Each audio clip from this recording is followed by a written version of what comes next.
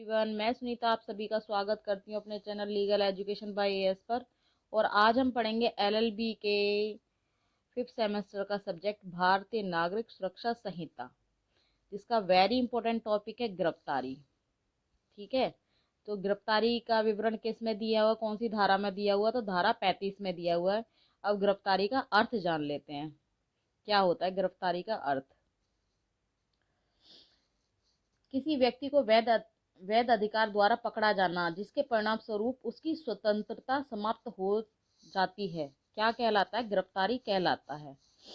ठीक है, और ये गिरफ्तारी शब्द फ्रेंच शब्द अरेटर से लिया गया है, जिसका अर्थ होता है रोकना या ठहराना, और यह व्यक्ति को रोकने या उसकी स्वतंत्रता पर नियंत्रण करने का संकेत देता है। दूसरे शब्दों में देख लेते हैं, व्यक्ति को हिरासत में लेने से है ताकि अपराध को रोका जा सके, उसको न्यायालय में उपस्थित कराया जा सके और समाज की उस व्यक्ति से रक्षा की जा सके। तो यह क्या होता है गिरफ्तारी का अर्थ, स्पष्ट भाषा में बता दिया। अब देख लेते हैं गिरफ्तारी के प्रकार, कि गिरफ्तारी के कितने प्रकार होते हैं। तो गिरफ्तारी के 2 प्रकार होते हैं। पहला, मजिस्ट्रेट द्वारा जारी वारंट के अनुसरण में की गई गिरफ्तारी। दूसरा, ऐसी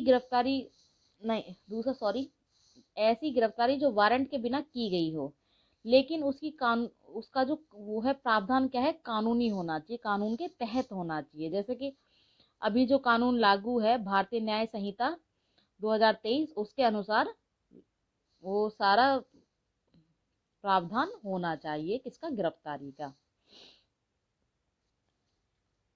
आइए अब देख लेते हैं कि धारा 35 क्या कहती है। धारा 35 के अनुसार कोई पुलिस अधिकारी मजिस्ट्रेट के आदेश के बिना और वारंट के बिना किसी ऐसे व्यक्ति को गिरफ्तार कर सकता है। एक ऐसे व्यक्ति को गिरफ्तार कर सकता है जो पुलिस की उपस्थिति में संज्ञेय अपराध करता है, ठीक है, या कोई ऐसा अपराध करता है जिसकी प्रवृत्ति गंभीर होती है, ठीक है, या अपराध के समुचित अन्वेषण, मतलब उस कोई ऑफिसर इन्वेस्टिगेशन कर रहा है और वहां पर कोई उसमें प्रॉब्लम खड़ी कर रहा, तो उसको भी अरेस्ट किया जा सकता है। ठीक है, या कोई ऐसा व्यक्ति है जिसने कोई वस्तु चुराई है, ठीक है, और पुलिस ऑफिसर को या पुलिस को संदेह हो रहा है कि उसके पास वह वस्तु चुराई हुई है, तो वह इस संदेह में भी उस व्यक्ति को क्या कर सकता है, अरेस्ट कर सकता है, गिरफ्तारी कर सकता है। तो ये हो गई गिरफ्तारी की मतलब डेफिनेशन, गिरफ्तारी के बारे में डिस्क्रिप्शन की धारा 35 में क्या क्या विवरण दिया हुआ है।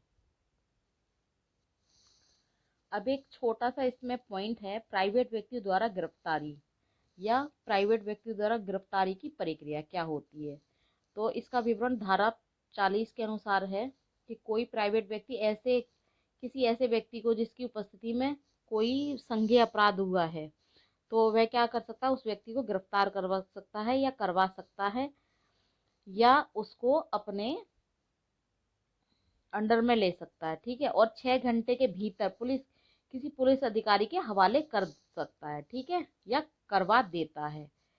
तो वह क्या होता है, प्राइवेट व्यक्ति होता है जो ऐसे व्यक्ति को गिरफ्तार कर सकता है। अब ये केस लॉ देख लेते हैं। फर्स्ट केस लॉ है हरियाणा राज्य बनाम दिनेश कुमार, AIR है इसकी 2008। तो इस केस में क्या हुआ था, उच्चतम न्यायालय में यह अवलोकन किया कि गिरफ्तारी शब्द की परिभाषा ना तो दंड प्रक्रिया में है, ना ही वो भारतीय न्याय संहिता में है, और ना ही भारतीय नागरिक सुरक्षा संहिता में। किसी अन्य आपराधिक अधिनियम में गिरफ्तारी की प्रकृति को समझाने का संकेत केवल संहिता की धारा 43 में मिल सकता है, मतलब BNSS की धारा 43 में मिल सकता है, जिसमें गिरफ्तारी के तरीकों का वर्णन किया गया है। ये इस केस में डिसीजन दिया गया था। नेक्स्ट केस है स्वामी हरिहरानंद सरस्वती बनाम जेलर, जिला जेल बनारस, AIR है इसकी 1954, इलाहाबाद 601।